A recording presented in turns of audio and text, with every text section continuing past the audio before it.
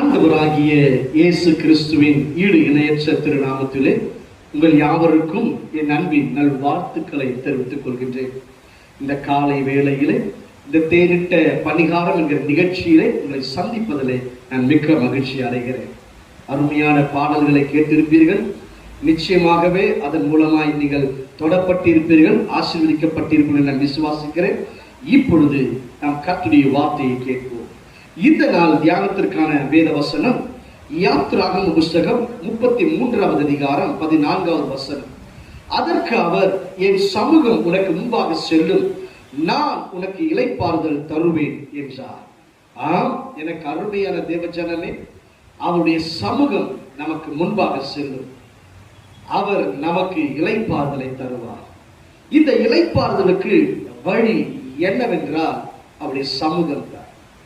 நாம் அவருடைய பிரசன்னத்தில் அமர்ந்திருக்கும் பொழுது அவருடைய பாதத்தில் அமர்ந்திருக்கும் பொழுது தேவ பிரசன்னம், தேவ சமூகம் நம்மை மூடுகிறதா இருக்கிறது.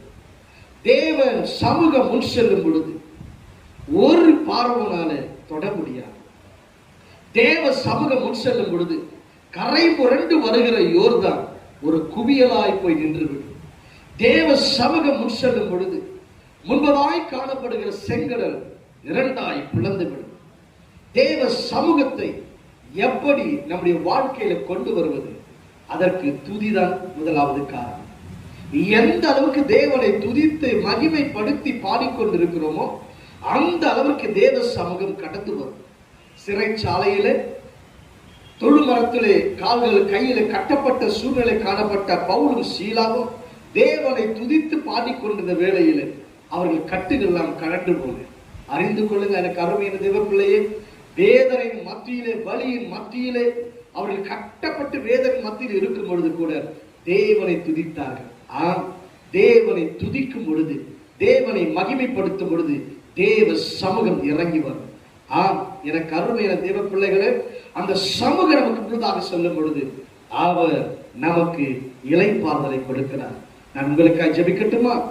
மகா இரக்கமும் கிருபையும் நிறைந்த நல்ல ஆண்டவரே, ஐயா தேவரே சுவாமி, இளைப்பாறுதலுக்காய் காத்து கொண்டிருக்கிற ஐயா, ஏதாவது ஒரு சூழ்நிலையில எங்களுக்கு ஒரு அமைதி, ஒரு இளைப்பாறுதல் வேண்டும் என்று சொல்லி கலங்குற ஒவ்வொரு பிள்ளைகளுக்காக நான் ஜெபிக்கிறேன்.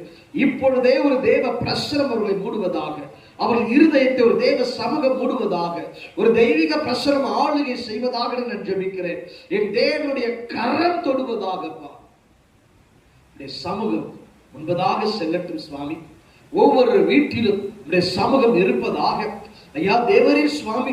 ஒரு துதியின் சத்தம் ஐயாவை மகிமைப்படுத்தி பாடுகிற பாடலின் சத்தம் ஐயா வீடுகளில் காணப்படுவதாக நான் ஜெபிக்கிறேன். அப்படி காணப்படும் பொழுது ஒரு இளைப்பாறுதல் இருக்கு சுவாமி. அப்படிப்பட்ட இளைப்பாறுதலை கர்த்தர் கட்டளையிடுவீராக நான் ஜெபிக்கிறேன். வியாதியோடு பிசாசின் போராட்டத்தோடு யார் இந்த நிகழ்ச்சியை பார்த்துக் கொண்டிருந்தாலும் கர்த்தர் இறங்கி அற்புதத்தை செய்வீராக. இயேசுவின் நாமத்தில் ஜெபிக்கிறேன் நல்ல பிதாவே, ஆமென், ஆமென்.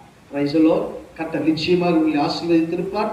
நான் உங்களுக்காக தொடர்ந்து ஜெபிக்கிறேன். கீழே உள்ள எண்ணிலைகள் தொடர்பு கொள்ளுங்கள். நாங்கள் உங்களுக்காக ஜெபிக்க வாஞ்சையா இருக்கிறோம். கர்த்தர் கிரியை செய்வார்.